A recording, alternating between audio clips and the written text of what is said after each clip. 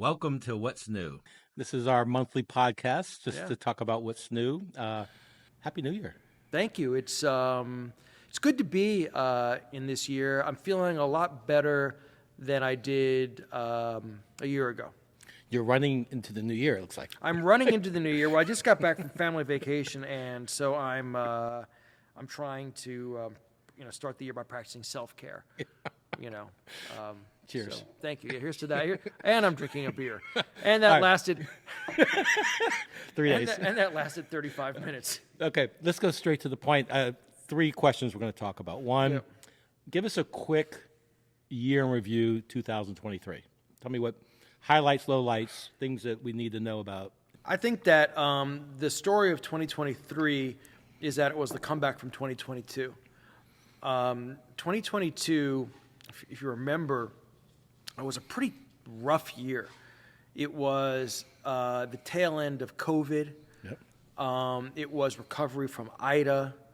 And it was the most violent year in New Orleans in about 50 years. We ended up being the murder capital of the country after having a historically safe year just in 2019. So 2022, I think we came out feeling pretty rough. And I remember thinking this is a tipping point.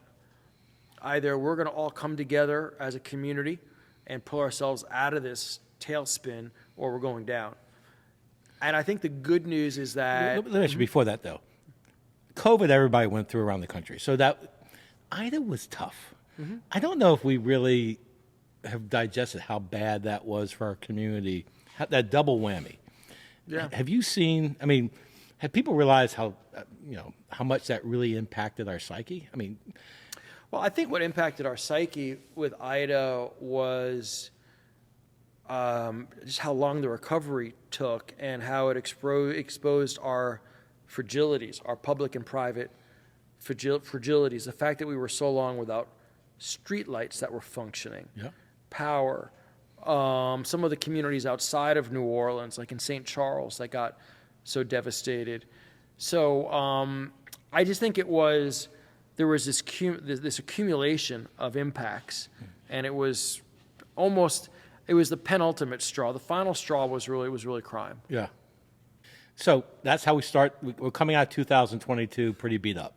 Yep. And that's just probably at that point 16, 17 years after Katrina. Right. So what happened in 23? Well, so 23 was a comeback year. I think we could now see 2022 was the low point. And so if you think about COVID and its impact, New Orleans roared back from that because everything that COVID stole from us, intimacy, being able to socialize and go on vacation, being able to make questionable life decisions. New Orleans is able to provide an abundance. So people came back for that. And we're already back to our 2019 numbers in terms of the airport, in terms of tourism. RevPARs are actually up. So that came back strong. When you think about Ida, I think we finally have gotten going on a lot of our municipal projects. My street's getting torn up right now. Mm-hmm. And I'm just so pleased with how quickly they're tearing it up and putting it back together again. It's really, there's a sense, I think, of the train of infrastructure progress is beginning to chug. And we also brought in billions of dollars because of the IRA and other federal dollars. And then I think most significantly, crime and quality of life. Carjackings are way down, in part because TikTok taught kids how to steal Hyundais and Kias without anybody in them, but they're down over 50%. Homelessness, we feel like we've gotten our handle around that. We've begun to address homelessness. It's been slow, but we've had some progress. And most significantly, real violent crime, homicide, is down about 25%, which is about double the rate of the rest of the country in terms of improvement. I saw your email from the coalition. Why? What's happening? I think it's, I've looked a lot at New York City, where I was there in the 90s, when New York had a 90% reduction in homicide, and that's been the most studied violence reduction phenomenon in recent memory. That included, by the way, a massive reduction in incarceration, and they can only explain half of it. Mm-hmm. It was policing of open-air drug markets. It was some more proactive policing. So I think that there have been some things. I think that the police have done a better job getting the most violent repeat offenders off the street, because violence is viral, and violence begets violence, and peace begets peace. But some of it is just, I think, cyclical, and just the nature of violence and crime, and even some degree of stability that's set in, whether that's from kids going back to school or even territories being set up that were in dispute before. But I think I was talking to Newell Norman about this, and he put it nicely. He said, look, it's a national trend. It's going in the right direction. You want to be part of that trend or even exceeding it, and we're exceeding it. So you have to give credit to the NOPD, to the rest of the criminal justice system like the DA, to things like the NOLA Coalition. And who is it? Explain the NOLA Coalition. What is that? So the NOLA Coalition grew this year to, we're about 570 organizations now. I think it's the most diverse, it's the largest, most diverse civic action organization in New Orleans history. Wow. Black, white, Republican, Democrat, uptown, east, downtown. And we're doing two things. We're advocating for policies to create safety today. So, for example, we advocated very strongly for a national search for police chief and a doubling of pay. And that resulted in Chief Kirkpatrick coming in, and she's getting rave reviews. But we also said you can't just police your way out of this. You've got to invest in kids, invest in the future. And we've now raised about $7.5 million for youth service organizations that are investing in mentorship, in education, in physical and mental health, also in parents. And so we're trying to take a holistic approach, which is, I think, inarguably the right one. And I'm just curious, because I know you helped lead and put all that together. What have you learned about building such a diverse coalition in the city? That if there's an issue that is pressing enough, and that if you take a position which represents the middle of the Venn diagram, the sweet spot, in between the 40-yard lines, that you're going to find an enormous energy and hunger for that type of centrist approach. People are so exhausted from all the divisiveness, and they know that Twitter or X or whatever it is not real. So I think what we found is that when we took a reasonable, holistic approach, that we were able to get people who you wouldn't necessarily think would be at the table together to very enthusiastically come together, because I think people are looking for that common ground. It's not, there are very few people that actually thrive on the poison. Most people actually want harmony and want constructive work, and the NOLA Coalition has kind of provided a vessel for that. So does it end one day, or is this sustainable? Has it done its job, or when is its job done? Yeah, it's a great question. We're actually kind of debating it. On one hand, you could say that it could be an organization that means to put itself out of business, because, if there's some theoretical future where New Orleans achieves levels of safety like New York achieved in the late 90s, and becomes one of the safest urban cities in the country, that it goes away. Yeah. Or goes dormant. Or goes dormant, right. Yeah. There's another way of looking at it that says there's something very powerful to having this very broad ecumenical group that can address issues. And just like the March of Dimes, after polio was cured, said, okay, that's done. Now we're going to go on and work and focus on birth defects. Yep. That we then move to the next issue. So the coalition is the asset, not the... Oh, yeah, there's no question that the coalition is the asset. And what I've come to realize, this is actually a realization about it, is that in the case of the coalition, the messengers are the message. The most powerful thing about the coalition is the image of one of the press conferences of 150 people that look like like the cheap seats from a Saints game. So definitely the political and narrative force of the coalition comes from who it is, and what it does then follows. All right, let's end the year with economic wins. Tell me the things that your brag sheet. Tell me the things about 23. What were the economic wins? Well, there were wins all over. There were wins in tech, like Big Fish Games, a mobile gaming company we brought here from Seattle. There were some wins in manufacturing, Niagara Water, for example, up in Tangipahoa.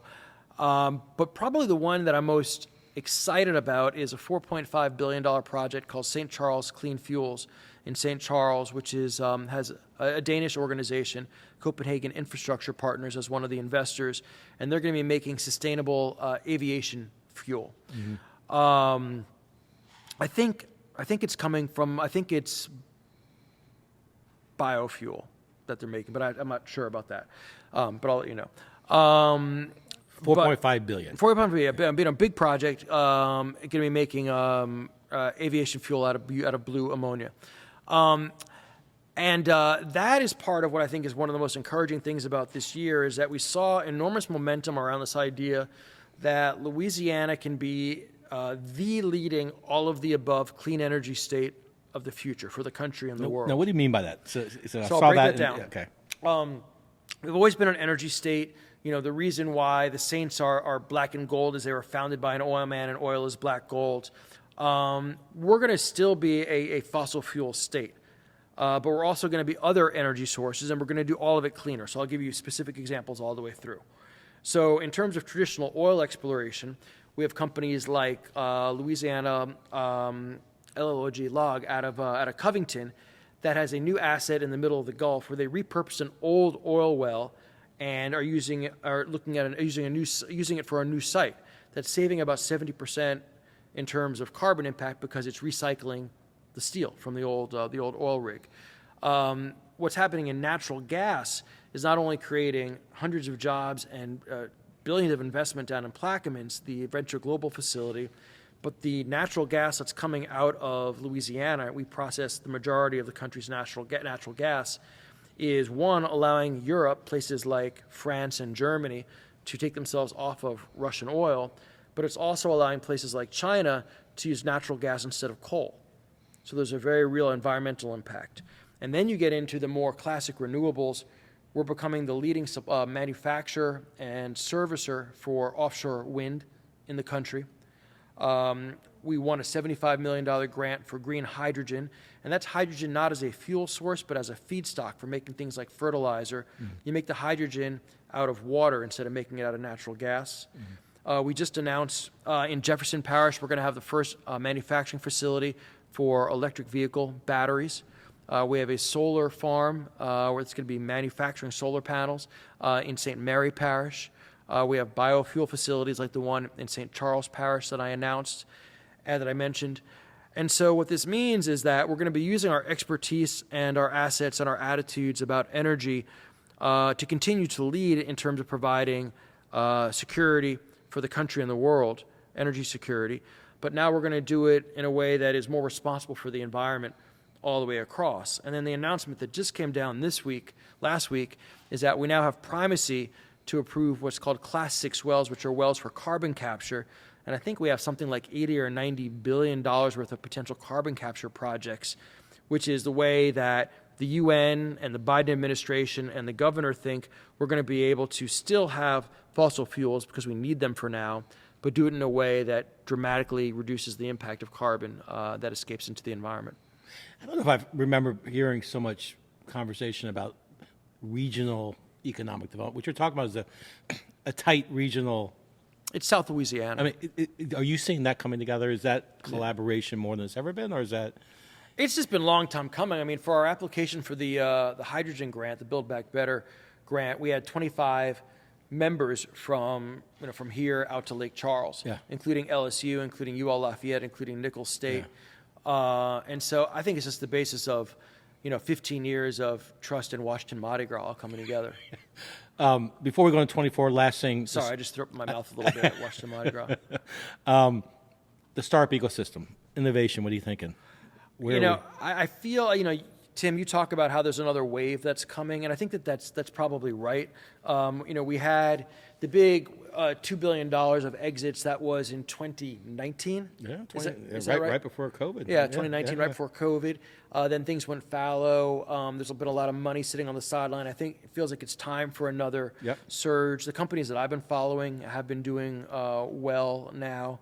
I really like what Idea Village is doing now with BookFest, with this Third Coast Venture Fest. I think that's going to be really successful.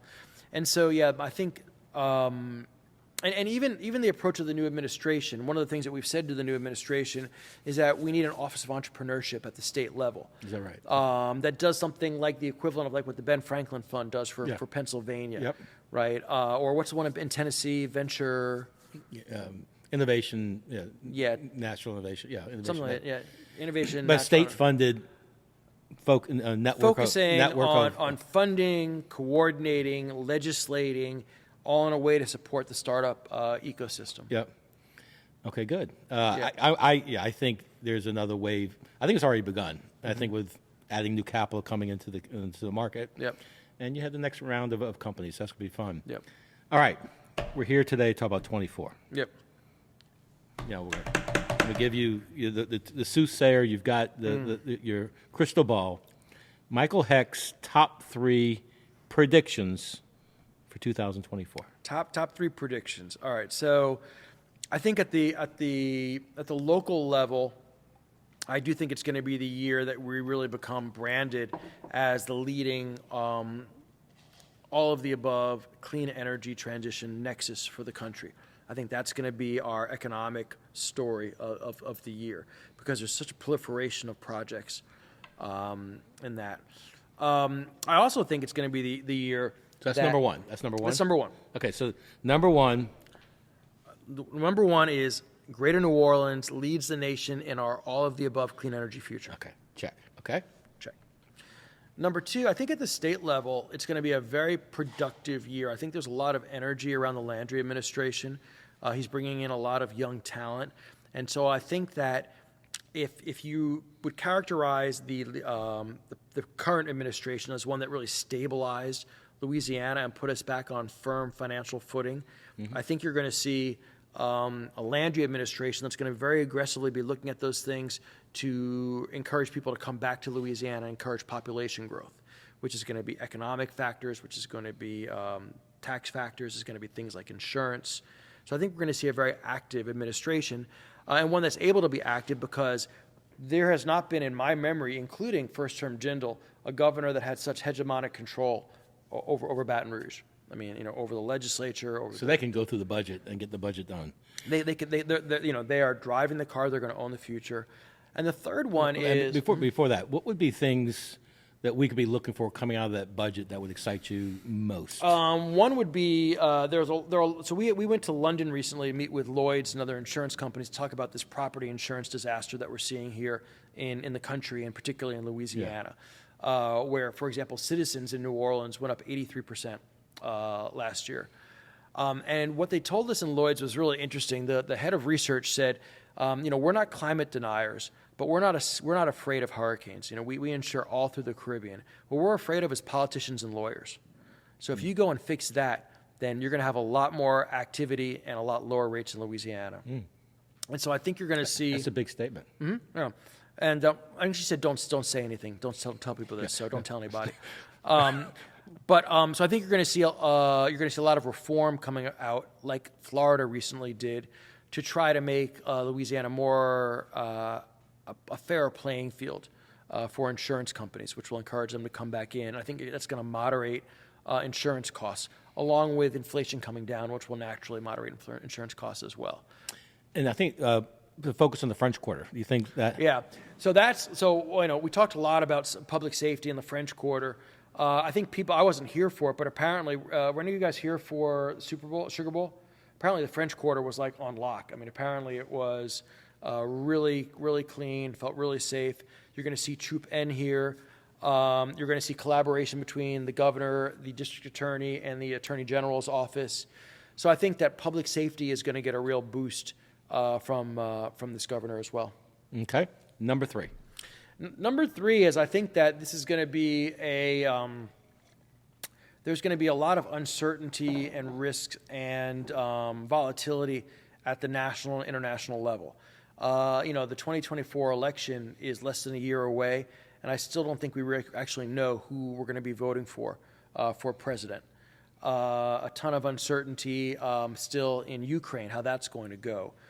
There was the violence that happened yesterday in Iran, which I don't think the U.S. had anything to do with, but is we're going to be implicated in some way. Of course, the continuing tragedy that's unfolding after the Hamas attacks on Israel. And so I think that that we're going to we're probably at the beginning stage of a 10-year period of real turmoil at the national and international level. And it's just something that we should all kind of gird ourselves for at a personal level. Because if you look at current events and even look at cycles of history, like Ray Dalio talks about in his books, I don't think it's going to be a normal election or a normal few years for the United States. So hold on to your socks, Tim. Okay, I'm gonna add a bonus. Give me one positive thing coming out. Oh, what? give me the optimism. One positive thing. So cherry on top. I think the Pelicans are going to be contenders next year. I think they're coming together. I think that Zion's. I'm feeling good about the Pels. Okay, good. Feeling good about the Pels. Okay, I'm going way into your crystal ball. Yeah. October of 24, Taylor Swift's coming in town. Swiftie, got my karma.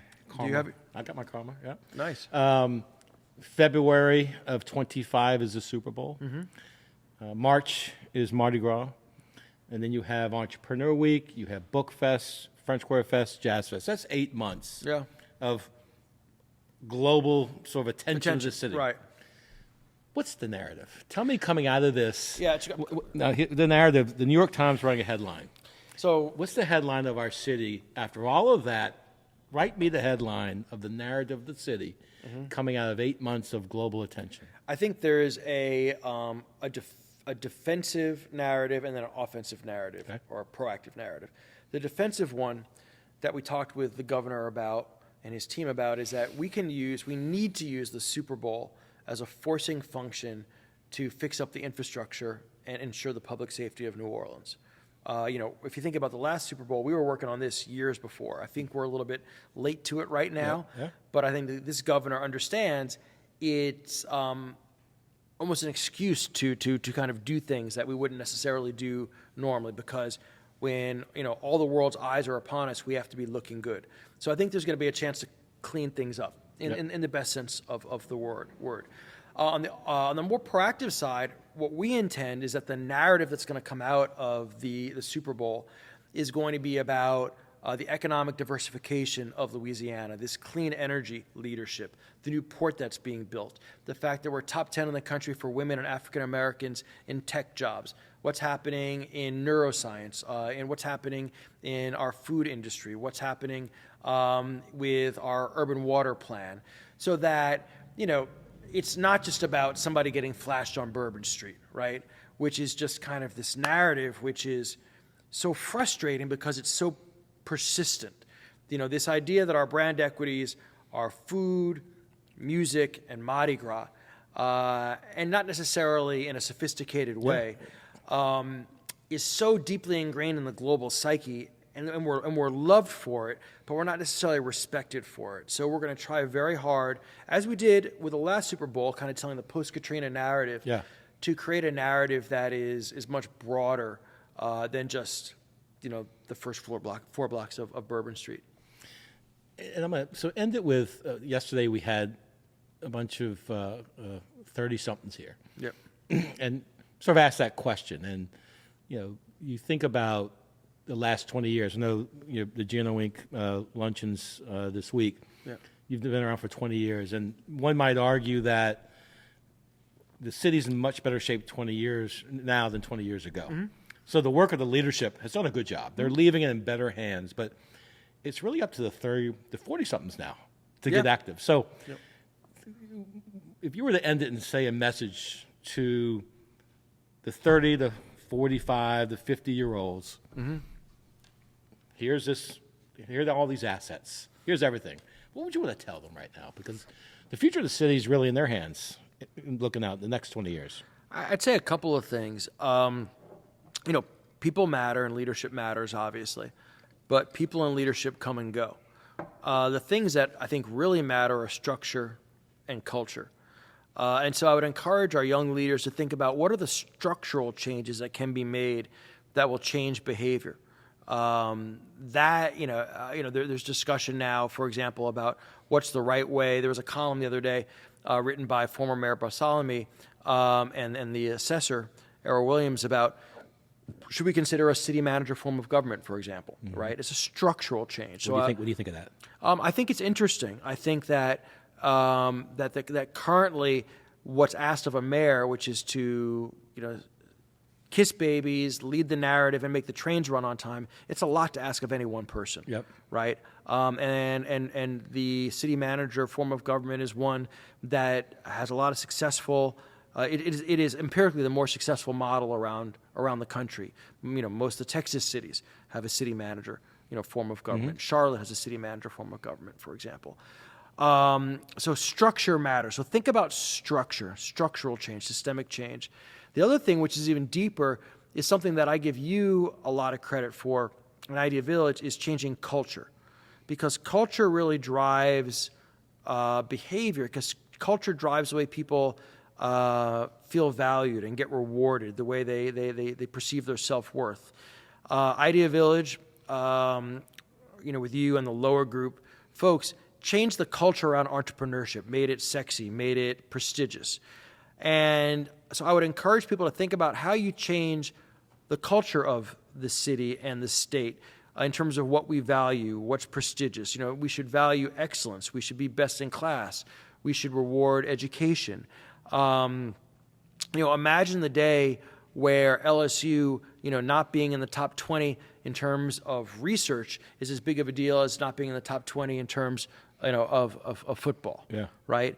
So I would encourage young people to, when they're engaging, thinking about how to drive structural and cultural change, because that's actually what has the real systemic impact. Any last thoughts? Anything? I know as on next week is this week it's Tuesday. Yeah. Yeah. So any last thoughts leading into this? Why should we all go to your luncheon, and what do we?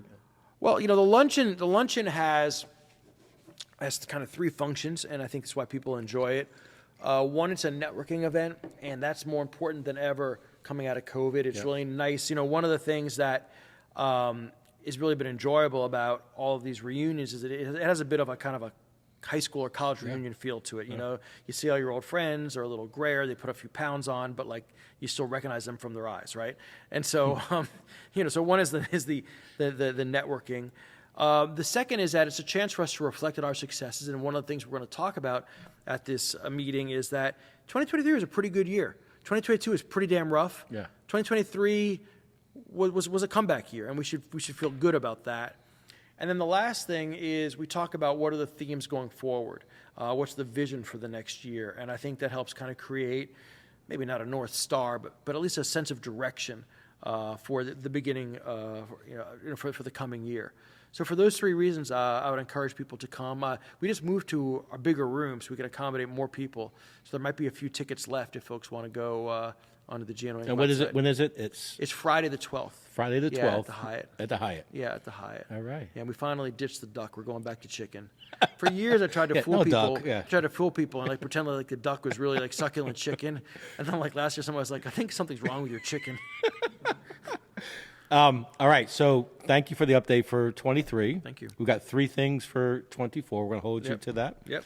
Please do. And lastly, it's exciting to know that the thinking about 25, that let's just be prepared, because it's not just a narrative, we got to deliver on it. So whatever we're going to say, we have to be doing. So no, and actually, it's interesting. With your permission, I'm going to steal that idea of all these events happening in 24, 25 and talk about them at the annual meeting, because I think people have to understand that it's right around the corner and it's an invaluable moment. Kicks off with Karma, right? Right. Kicks off with, I hate to say it, but Taylor Swift is Taylor Swift bigger than the Super Bowl now? Tickets are more expensive. If you ask my daughter, it's bigger. So right. Yeah. But there's a moment right now, I think, that last time the Super Bowl was here, they were talking about Katrina. Yeah. What are they going to be talking about now? And that's up to people in the room. Good line, Tim. All right. Yeah. All right. Happy New Year. Thank you. Happy New Year. All right. Thank you. Thank you. All right. Good. Look at this. Do y'all have any questions or thoughts? I know Greg does, because he always has a question.